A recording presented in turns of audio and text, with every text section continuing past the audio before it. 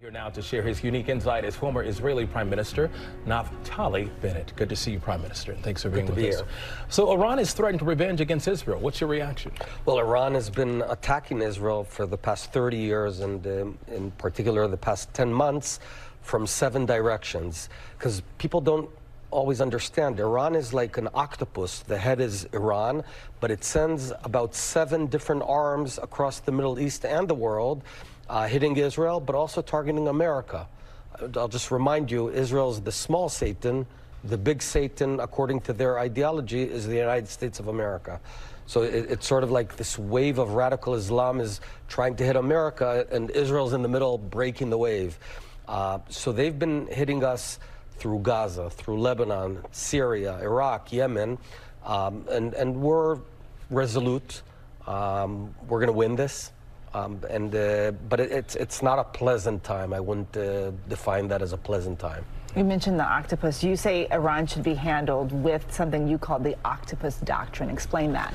Yes. I think that America and Israel, we've made a mistake for the past 30 years. We've been making a mistake where we're fighting the tentacles of the octopus, but leaving the head of the octopus to Iran, leaving them out. And it turns out that the Iranian regime is much more vulnerable, much more weaker than people expect, despised by its people. The Iranians are a great nation, but they have a terrible radical regime, which is incompetent, corrupt, and radical. And ultimately, I believe that we need to topple that regime. It's sort of like the former Soviet Union. It's gonna fall. It could happen in 3 years, it could happen in 20 years. And it's our job to accelerate that, and then the whole Middle East will look much better. Prime Minister, let's talk about these airstrikes if we can. According to Gaza Civil Defense, at least 30 people were killed Sunday after Israeli airstrikes hit 2 schools in Gaza City. The IDF says it was a strike on Hamas command and control centers. As Israel continues to root out terrorists, are you concerned that the destruction of Gaza and the loss of innocent life may also radicalize new individuals against Israel? Well, you know, the Gazans, unfortunately, a majority of them support the October 7th attacks, yet we bend over backward always to attack only military or terror facilities. The problem is that Hamas's MO, their modus operandi, is to use schools and hospitals as their bases. And once you turn a hospital into a terror base, it's a terror base, and we will hit it. Because if we don't, you're going to see all across the world, all terror organizations are going to use those sort of facilities to conduct terror, and that would be terrible.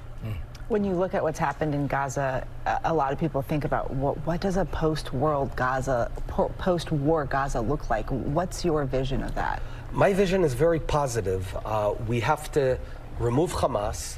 We have to de-radicalize the population, a bit like post-World War II Germany, where it was total destruction, but they had to be denazified. So the Gazans need to stop getting all this poison into their brains through brainwashing of their local media, the local education system. And then I see a good future for them while Israel retains security responsibility. We don't want to govern Gaza.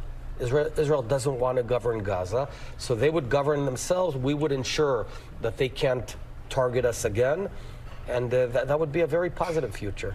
There's been a lot of speculation about your political career. Do you want to serve as Prime Minister again?